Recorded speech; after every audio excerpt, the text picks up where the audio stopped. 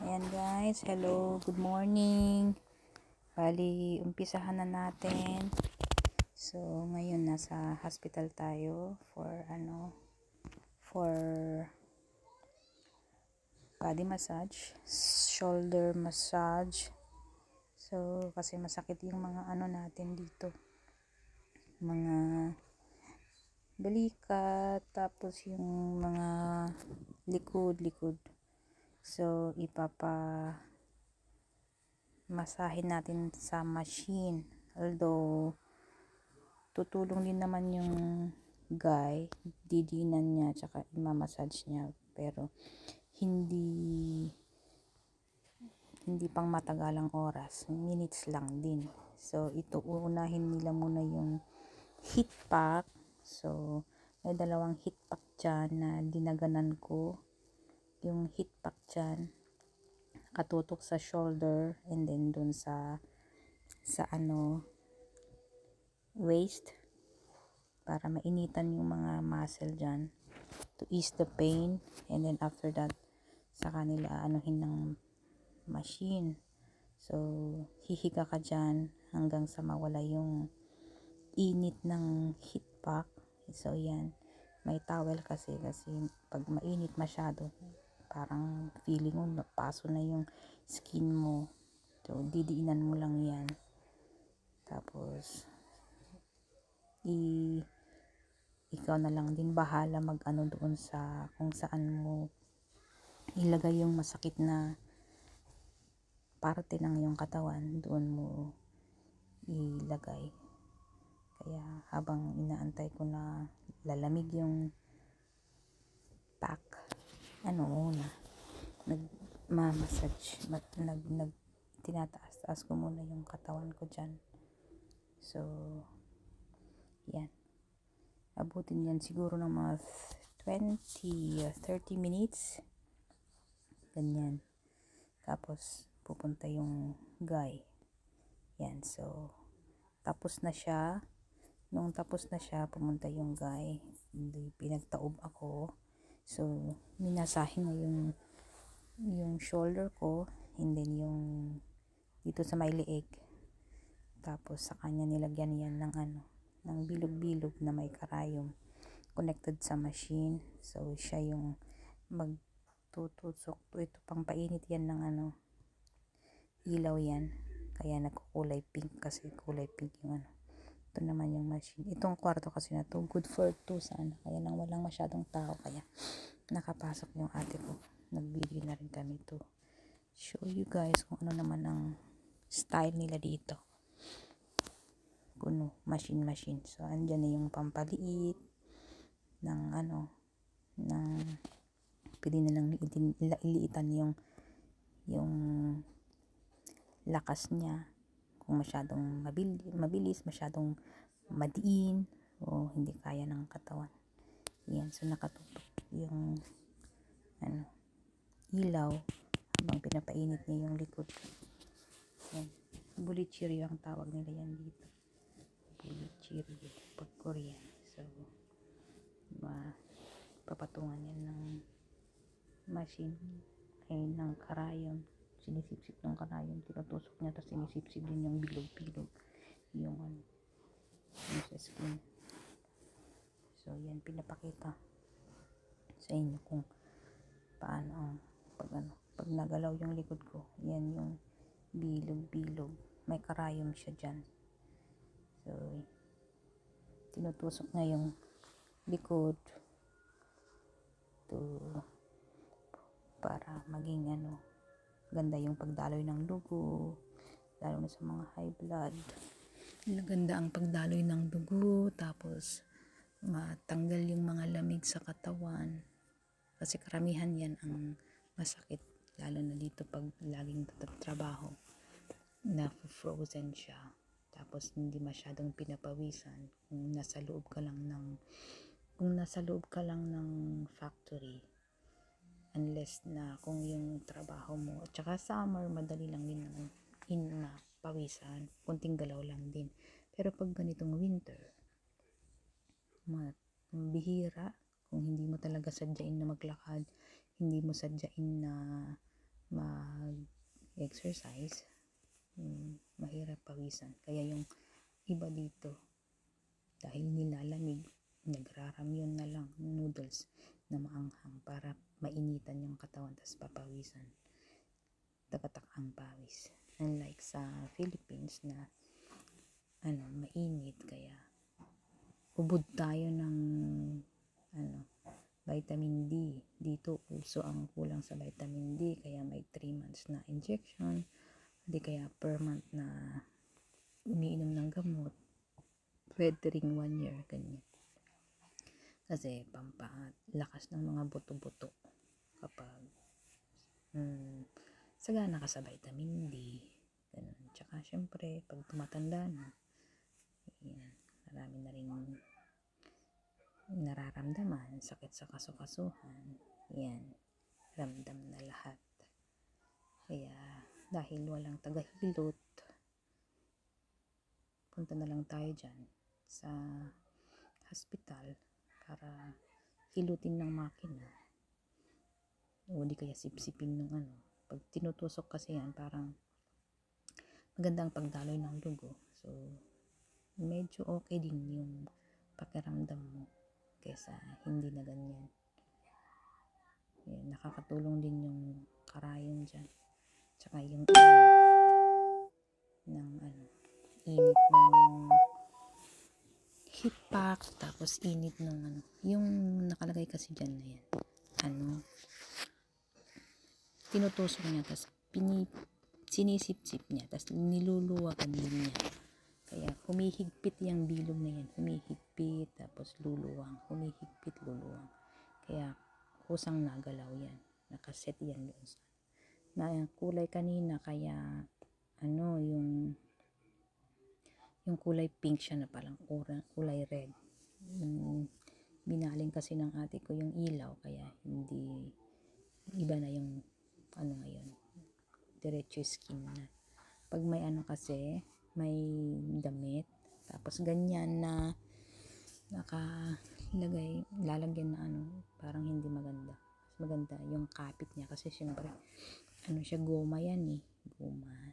Tapos pag humihigpit, mas maganda naka-lock siya, para sipsip niya talaga yung sinisipsip niya talaga yung lamig doon sa ilalim, tapos saka lang niluluwangan, parang lang siya, i-release niya, hihigpitan niya and then release, ganun.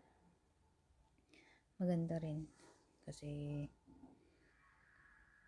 karamihan sa mga sa mga nag-e-enjoy sa trabaho, walang pahinga, nako, kapag bigla ka na lang tataka, ang sakit ng ganito ko, saan ko kaya nakuha, kasi ngayon mo na lang maramdaman. Maganda yung kahit hinay-hilay lang ang trabaho kung may pahinga, hindi yung diretso, kasi nakakangawit. Syempre kung saan yung mas malakas na katawan ay parte ng katawan, karamihan right, kaya yung kanan lagi masakit, kasi siya yung medyo mas malakas, siya yung nakakapagbuhat ng tsaka masyadong nagagalaw. Yan. So, dagdag pa ang cellphone, yan, dahil one-sided, one hand na kayang mag-text, mag-cellphone na one hand. Yan. So, ito na yung machine, nandyan yung control lahat, kung paano ang lakas ng pagsipsip at saka pag-ihip ng bilog-bilog na yun, connected siya dyan. So habang nakahiga ka, connected dyan, dinikit yan dyan. So after yung oras na kusang mamamatay, tapos pupunta yung yung nagkabit, tatanggalin din, tapos na. So pag tapos na yan, yun, may extra din doon na extension kung gusto hindi ang paa, i-massage din ang paa, parang pisil-pisilin lang din habang humihiga. Yan, may extra. Meron pa sa kamay, kaya medyo bitin kami sa oras, kaya hindi na. Pero dati, pag pagod ang mga daliri, pwede rin ibabad yun, parang kandila lang din. Kung pansin nyo guys, nagalaw yung host, yung dyan. Yan, nagagalaw, gumagalaw yung bilog, yung pag ano niya, yan, gumagalaw kasi pag iniihipan niya, tapos i-release niya, minamassage din niya, nakakatulong din sa mga yan, yung mga karayom yan sa loob ng bilog-bilog na yan. Yan, aanihin niya, tinutusok-tusok niya paulit-ulit, tapos sa kanya i-release para makaginhawan naman yung yung mga muscles, yun. Pag masakit sa pakiramdam, laking tulong talaga yan. Tapos sa mga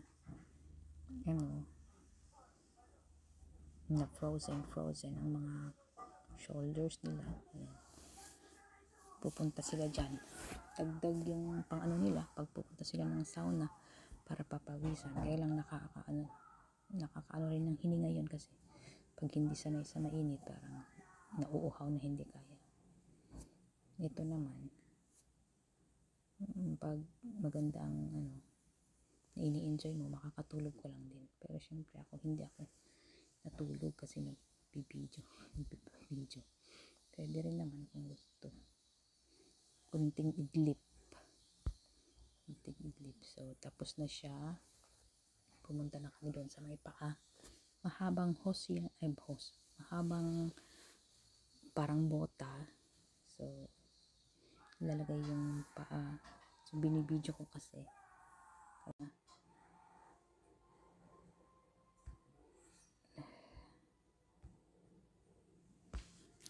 kaya iayos ko itong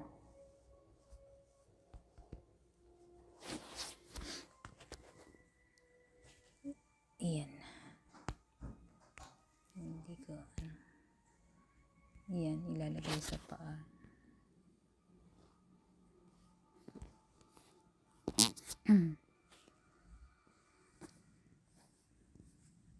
Tapos isi-zipper, may lock din yan, may lock siya.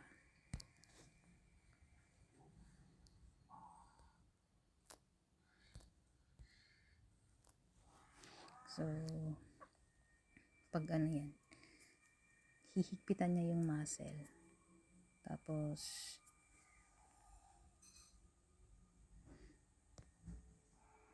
pag higpit niya yung muscle, pipigain din niya, tapos hihigpitan, tapos luluwagan. Andyan yung malaking bilog, kung ilang minuto, yung red, yun yung on and off. Hihiga ka dyan, pag higa mo, ito para naman sa yan, sa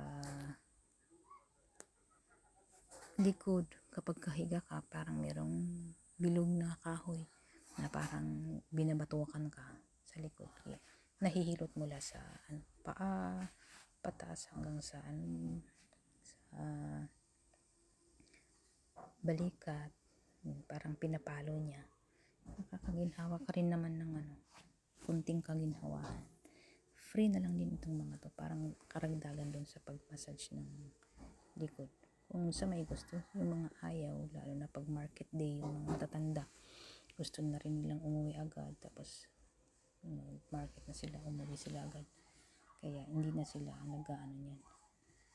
Pero kung gusto mo, pwedeng tumagal, depende kung 30 minutes, kung intended talaga na yan nga, wala nang masyadong tao, kaya pati ang ate ko pinayagan na mag-massage dyan, na dapat yung nagmamassage lang dyan yung nagbayad. Hindi naman bayad yung ate ko, ako lang naman, so parang free na rin nila. Pero pag maraming tao, syempre walang space, yun. So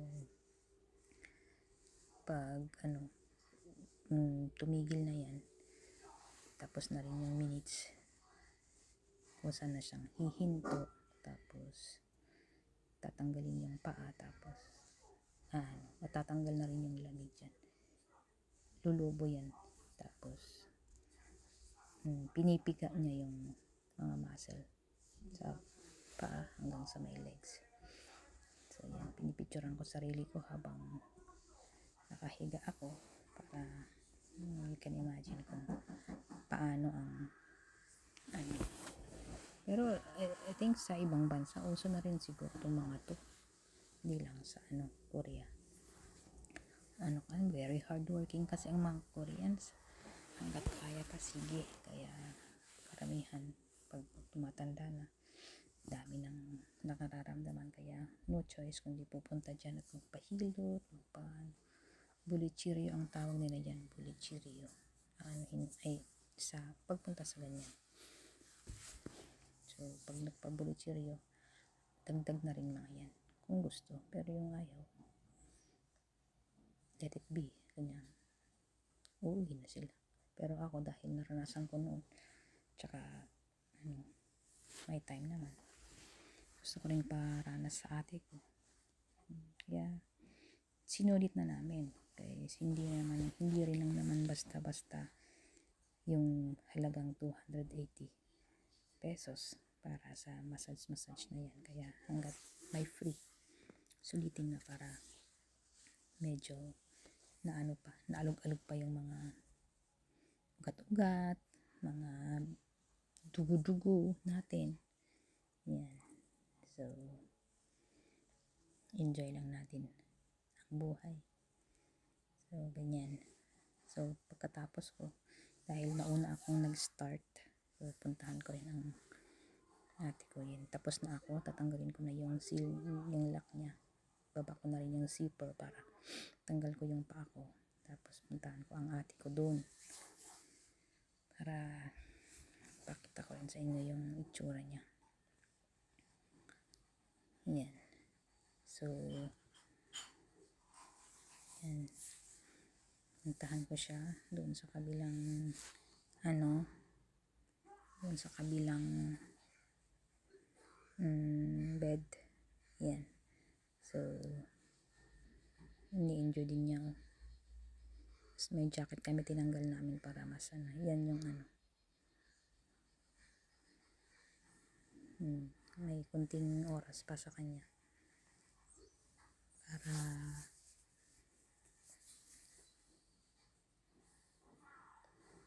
musang hihinto.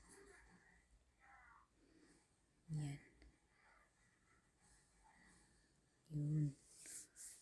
So, kunting minutes na lang, tapos na rin siya.